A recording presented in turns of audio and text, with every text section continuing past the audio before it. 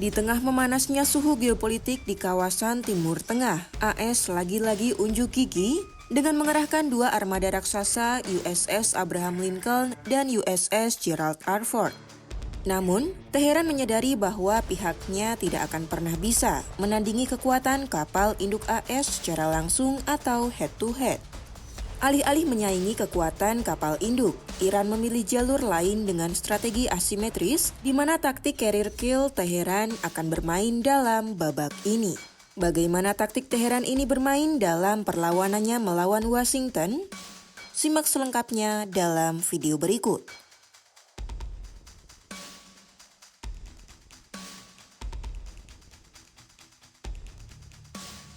Iran tidak membangun kapal raksasa untuk menyaingi kekuatan Amerika yang memenuhi perairan Timur Tengah.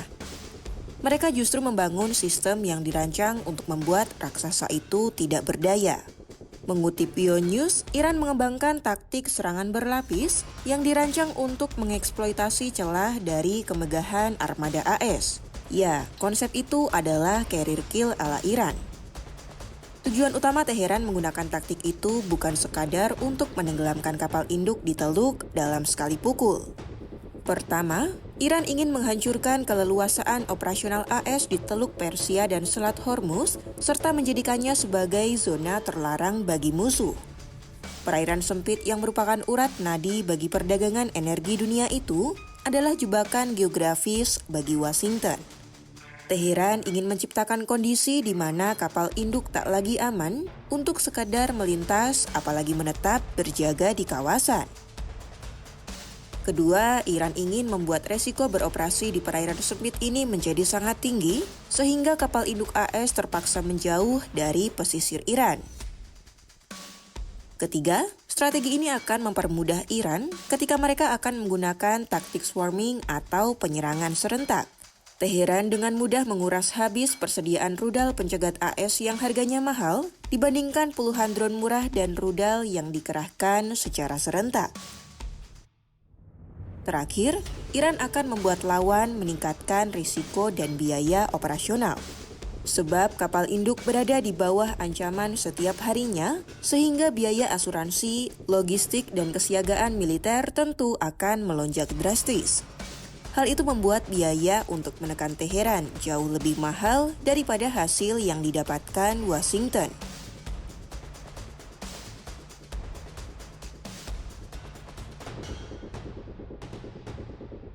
Sejumlah senjata ada dalam genggaman Iran untuk menjalankan taktik carrier kill hadapi kekuatan tempur AS.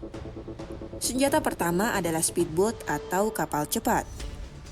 Mengutip laporan News, Iran mengerahkan puluhan hingga ratusan kapal kecil bersenjata rudal dan torpedo yang bergerak dalam formasi swarm atau gerombolan. Mereka akan membanjiri sensor radar dan sistem pertahanan kapal induk untuk membuat celah bagi senjata yang lebih besar. Di lapisan kedua ada rudal anti kapal jarak jauh Nur dan Kader. Senjata ini sangat berbahaya karena fleksibilitasnya bisa diluncurkan dari pesisir pantai atau kapal kecil di tengah laut. Dengan jangkauan mencapai 300 km, rudal ini jadi pagar pelindung yang menakuti kapal induk berlabuh di garis pantai Iran. Di lapisan ketiga, ada rudal balistik seperti Khalid Fars dan rudal jarak jauh Abu Mahdi. Senjata ini mampu menciptakan ancaman yang meluas hingga ke Teluk Oman dan memaksa musuh untuk memantau wilayah yang luas di kawasan tempur. Adapun drone Shahed 136, drone murah Teheran yang jadi umpan mematikan. Secara ekonomi, ini adalah strategi cerdik karena Iran menggunakan drone murah. Sedangkan rudal interceptor AS punya harga jutaan dolar hanya untuk mencegat rudal murah yang terbang mendekat ke kapal induk. Kombinasi dari kapal cepat, rudal, dan drone inilah yang disebut para ahli militer sebagai sistem A2AD atau Anti-Access Area Denial. Iran tak perlu menang di laut terbuka. Cukup membuat Teluk Persia dan sekitarnya berbahaya untuk didatangi kapal induk manapun di dunia.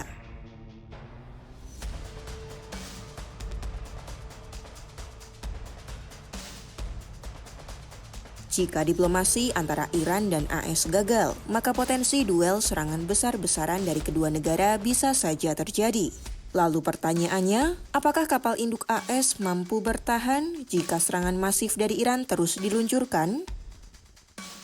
Melansir WION News, jika Iran menembakkan 500 rudal balistik Kyber secara bersamaan, maka pertahanan paling canggih di dunia pun akan kewalahan. Kapal induk diprediksi dapat menghadapi kerusakan dahsyat dan potensi tenggelam di lautan bebas. Sebab rudal Kyber Iran bukan sekedar roket biasa. Mereka punya kecepatan supersonik yang memangkas waktu reaksi pertahanan musuh, ditambah hulu ledak masifnya yang dirancang khusus untuk menghantam target strategis dengan daya hancur tinggi.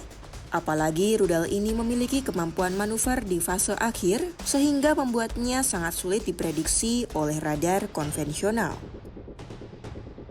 Meski sistem Aegis dalam kapal induk diklaim akurat, mereka juga punya titik jenuh saat menghadapi ratusan rudal yang datang.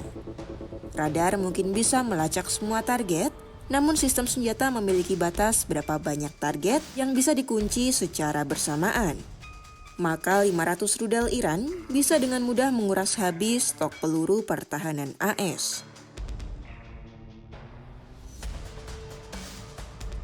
Teheran sedang mencoba mengubah aturan main di Timur Tengah dengan menciptakan dilema bagi Amerika Serikat.